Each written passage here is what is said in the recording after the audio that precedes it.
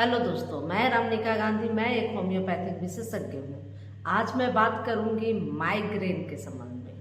Migraine अमूमन बहुत सारे लोग इससे प्रभावित होते हैं और अभी के समय में इसके बहुत ज़्यादा ही पेशेंट देखने को मिलते हैं। माइग्रेन अमूमन एक तरह का हेडेक होता है, सिर दर्द होता है, जिसके कारण का कोई पता अभी तक नहीं चल पाया। हाँ, फैक्टर कुछ समझ में आते हैं, लेकिन कारण अभी तक पता ही नहीं हुआ कि किस वजह से, कौन से कॉजेज में यह माइग्रेन की समस्या होती है, किस स्थिति में ये माइग्रेन की समस्या होती है। लेकिन इसके जो फैक्टर हैं वह थोड़े बहुत समझे जा सकते हैं।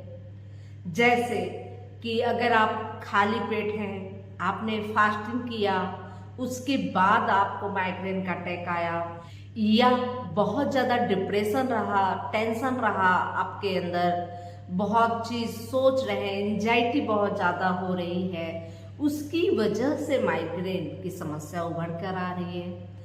या हो सकता है आप कफ कोल्ड के शिकायत से लगातार पीड़ित रहते हैं, आपको साइनस की समस्या बनी हुई रहती है, उसकी वजह से भी माइग्रेन का अटैक आता रहता है। पेट में बहुत ज़्यादा गैस बनने की वजह से भी आपको माइग्रेन की समस्या आती है।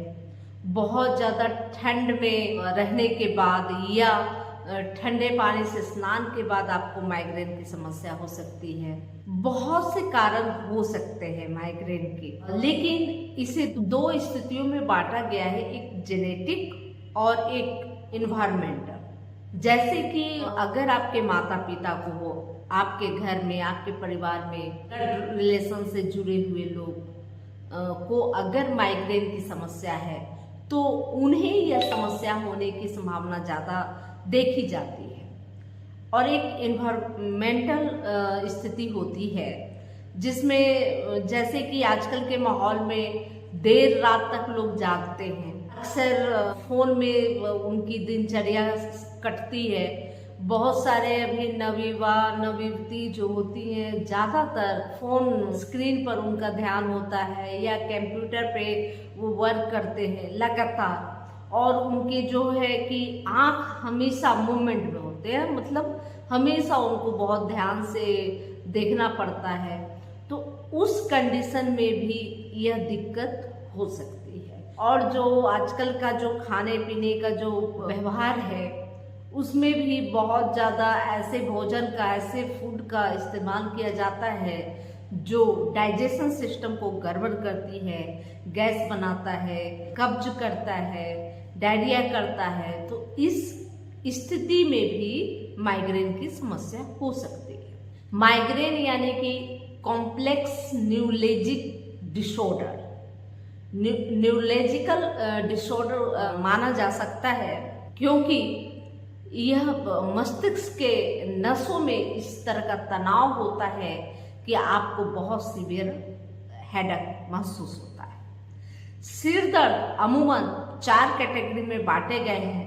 पहला माइग्रेन, दूसरा साइनोसाइटिक हेडेक, तीसरा क्लस्टर हेडेक और चौथा टेंशन हेडेक। तो यह जो माइग्रेन है, इसके कारण का तो फिर भी पता आज तक किसी शोध में नहीं पता चल पाया, लेकिन फैक्टर जैसा कि मैं आपको बताई कि कुछ लोगों को गैस की वजह से होता है, कुछ लोगों को फास्टिंग रखने के बाद ऐसा होता है, कुछ लोगों को टेंशन से, अगर आपको माइग्रेन हो रहा है तो आप जब रिलैक्स के मूड में होते हैं तो ज़्यादा यह अटैक करता है। बहुत सारे इसके फैक्टर हो सकते हैं, लेकिन संभवतः इसके मुख्य कारण का बिल्कुल अभी तक पता नहीं चल पाया। माइग्रेन अमूमन महिलाओं को ज़्यादा देखा जाता है। महिलाएं बहुत ज़्यादा टेंशन में होती हैं, घर के काम काजों में या बाहरी काम काजों में वो अक्सर टेंशन ले लिया करती हैं। तो टेंशन की वजह से भी उन्हें माइग्रेन होता है। कुछ इम्यून सिस्टम में कुछ दिक्कत आने की वजह से भी माइग्रेन की समस्या देखी जाती है। कुछ जो है कि आपके जो हार्मोनल डिस्टरबेंस के वजह से भी माइग्रेन की समस्या देखी जाती है और खासकर यह महिलाओं में बहुत ज़्यादा देखी जाती है। यह एंजाइटी के कारण भी हो सकती है और ऐसा है कि जो माइग्रेन का एक दर्द जो होता है उस दर्द के पहले और बाद में भी बहुत तरह के सिम्टम देखे जाते हैं। जैसे कि माइग्रेन का दर्द जब स्टार्ट होता है उससे पहले आपको गैस होती है, अपच होता है, कब्ज की समस्या होती है, अमल की समस्या होती है। कभी कभी देखा जाता है कि उसके दरमियान, माइग्रेन के दरमियान आपको नोजिया की शिकायत देखी जाती है। कुछ लोगों को नोजिया वोमिटिंग होती है माइग्रेन के साथ साथ और कुछ लोगों को नहीं होती। इसके बाद जब माइग्रेन का दर्द ठीक भी हो जाता है, बहुत पेन किलर वगैरह लेने के बाद, तो उसके बाद देखा जाता है कि बहुत शरीर में सुस्ती है, बहुत थका थका महसूस हो रहा है और बहुत ही कमजोरी फील करता है व्यक्ति।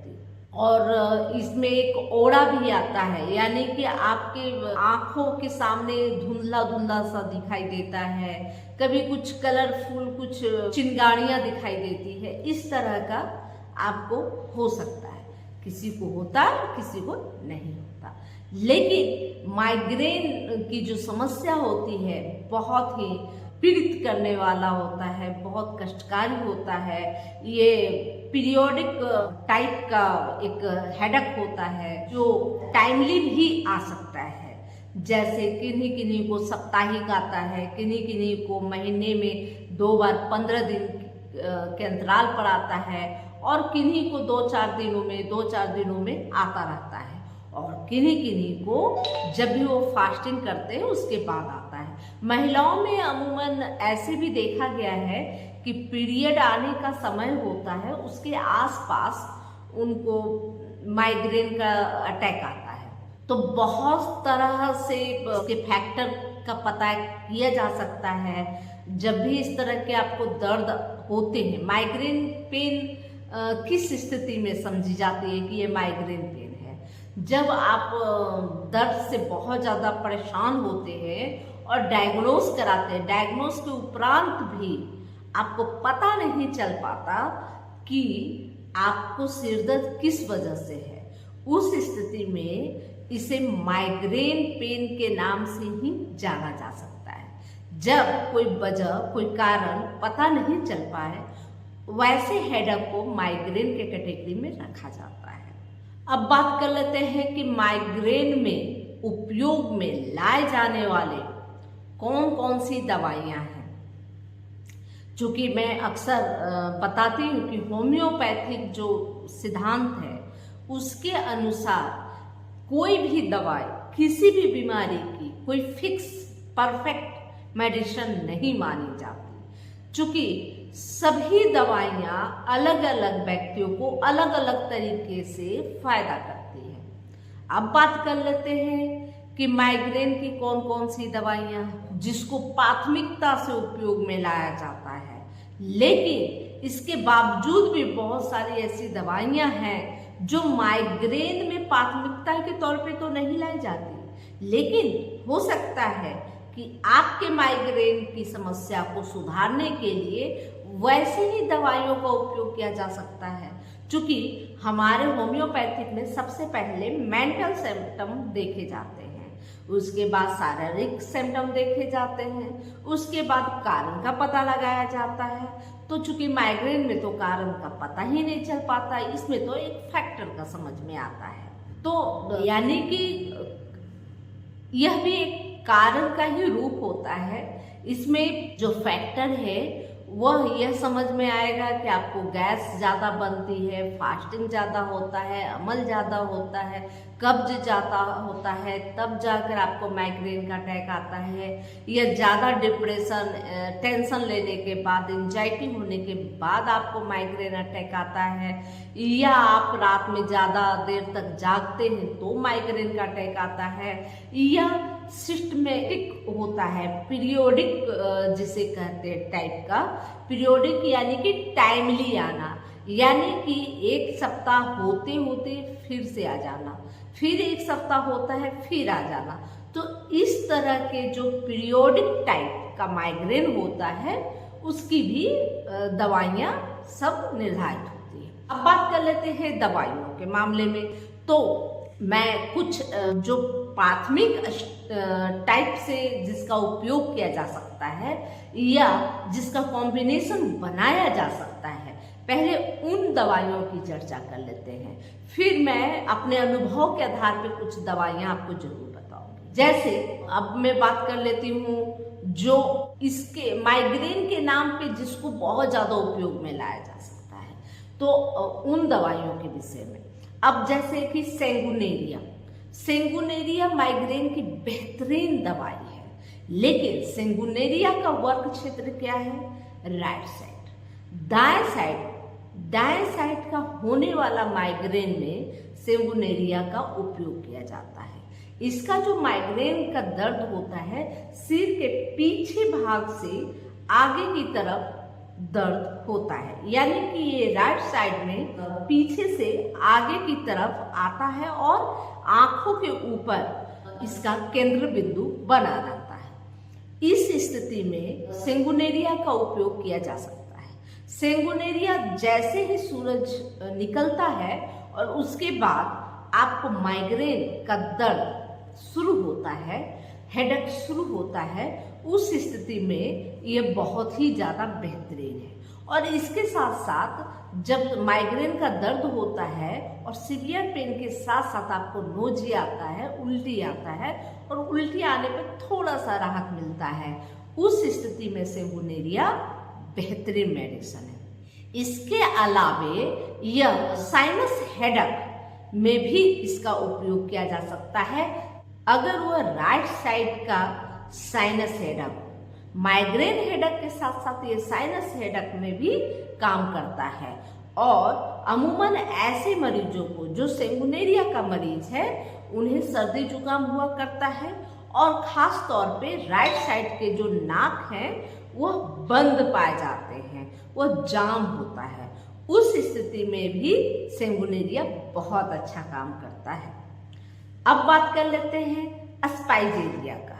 अस्पाइजेलिया ठीक विपरीत सेंगुनेरिया का है, यानी कि सेंगुनेरिया जिस तरह से राइट साइड में बहुत ज़्यादा असरकारक है, उसी तरह से लेफ्ट साइड के जो माइग्रेन का दर्द होता है उसमें अस्पाइजेलिया फायदा करता है। और इसमें भी पीछे से दर्द उठकर आपके बाएं आंख के गोलक के पास केंद्रित हो जाता है।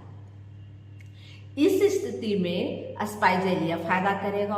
और अगर यह साइनोसाइटिस के वजह से भी अगर ये हेडेक हो रही है लेफ्ट साइड में, तो उसमें भी अस्पाइजेलिया काम करता है।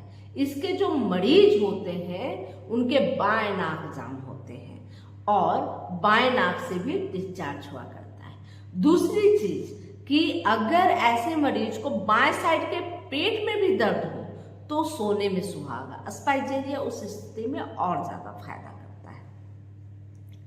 चूंकि ये राइट और लेफ्ट के मामले में ये सेंगुनेरिया और अस्पाइजेलिया ये दोनों दवाई बेहतरीन है। और चूंकि माइग्रेन का दर्द अक्सर वन साइडेड होता है, जिसे हिंदी में आधा सीसी का दर्द बोलते हैं, यानी कि आधे सिर में दर्द और बहुत ही भयानक दर्द होता है। इसी को माइग्रेन का दर्द कहते हैं। और इसकी दूसरी पहचान का कारण है कि आप इसके लिए जब बहुत परेशान होते हैं और डायग्नोस कराते हैं तो कुछ भी सामने नहीं आता कंडीशन, उस स्थिति में माइग्रेन कहा जाता है। इसी के लिए ये सेंगुनेरिया और अस्पाइजेलिया बहुत ही महत्वपूर्ण है, क्योंकि यह वन साइडेड जो हेडेक होता है उसमें बहुत ज़्यादा कारगर होता है। इसलिए माइग्रेन की स्थिति में सेंगुनेरिया और अस्पाइजेलिया को बहुत ज़्यादा स्मरण किया जाता है। लेकिन ऐसा नहीं है कि यही दो दवाई बेहतरीन होते हैं। बहुत सारे दवाई होते हैं, ब्लिक, सबके अलग अलग सिम्टम होते हैं। अब तीसरी दवाई है आइरिस versicolors। और आइरिस versicolors का जो दर्द होता है वह किसी भी साइड हो सकता है, लेफ्ट में भी राइट में भी, और कभी कभी ये सिर के बीचों बीच भी हो सकता है। उस स्थिति में आइरिस versicolors बहुत अच्छा काम करता है। और आइरिस versicolors भी 30 पोटेंसी में माइग्रेन के हेडेक में लिया जा सकता है। इसमें देखा जाता है अमूमन कि ऐसे मरीजों को गैस, कब्ज, अमल बहुत बनते हैं, डाइजेशन की गड़बड़ी देखी जाती है, भोजन करने में अनियमितता पाई जाती है, यानी कि जो व्यक्ति टाइमली भोजन नहीं करता और जो व्यक्ति अक्सर पेट से संबंधित समस्याओं से जूझा करता है, उन्हें बार बार माइग्रेन हेडेक अटैक करते हैं। उस स्थिति में आइरिस versicolors बेहतर मेडिसिन है और इसका उपयोग करना चाहिए। इसके बाद चूंकि देखा जाता है कि जब बहुत ज़्यादा टेंशन में हो, एंजाइटी में हो, तो उस स्थिति में अगर किसी मरीज को माइग्रेन हेडेक होता है तो उस स्थिति में रेस्क्यू रेमेडी भी एक बेहतरीन मेडिसिन होती है।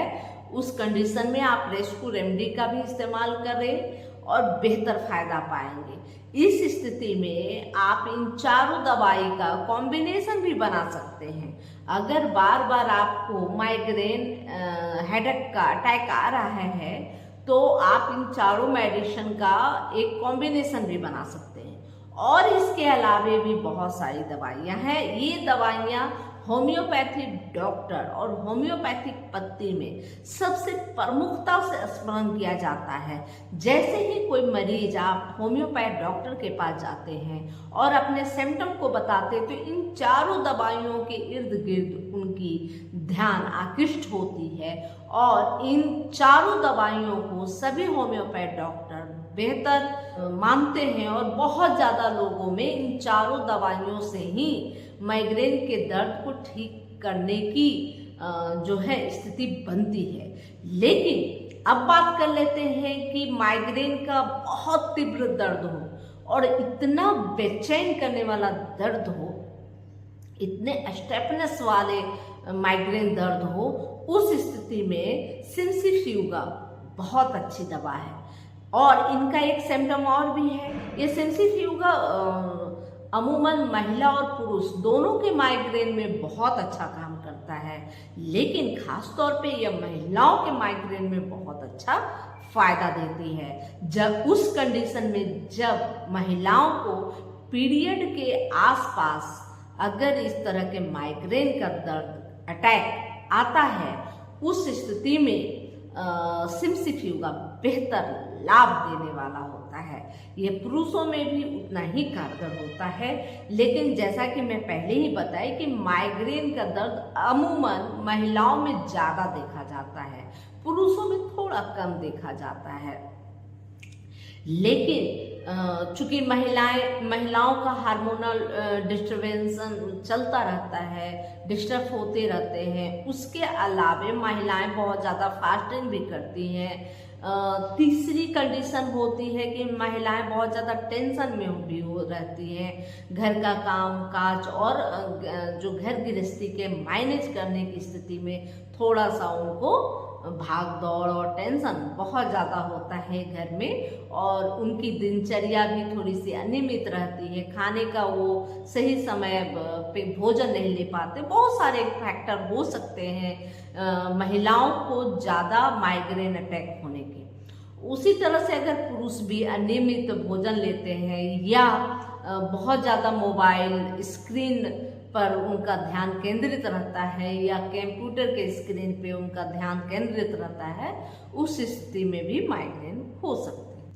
अब बात कर लेते हैं एक और दवाई। जैसे कि मैं बताई कि होम्योपैथी में कोई भी दवाई किसी भी बीमारी की फिक्स और परफेक्ट नहीं होती, लेकिन कुछ सिम्टम बाय सिम्टम दवाई दी जाती है। जैसे कि अभी मैं सिम्सिफ्यूगा के बारे में बताई, जो कि बहुत कम ध्यान जाता है इस और कि यह माइग्रेन में भी फायदा कर सकती है क्या, लेकिन यह माइग्रेन की अति उत्तम मेडिसिन है।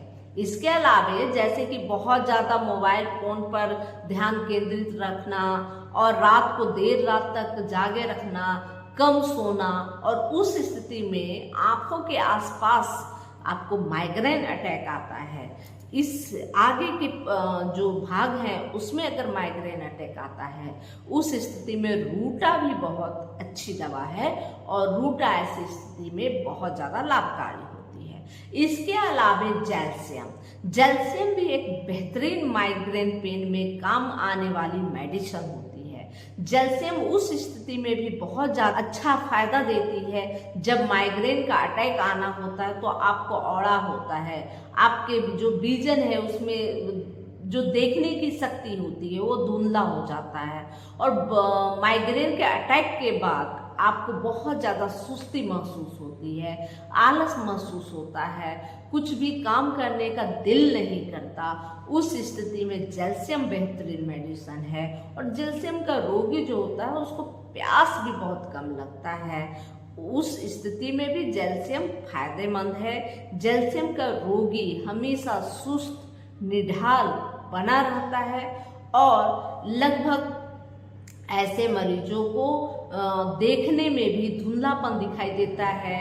माइग्रेन अटैक आने से पहले या माइग्रेन अटैक आने के बाद या उस क्रम में उन्हें देखने में कम धुंधला सा दिखाई देता है और फिर ठीक हो जाता है। उस स्थिति में जैल्शियम बेहतर कारगर है।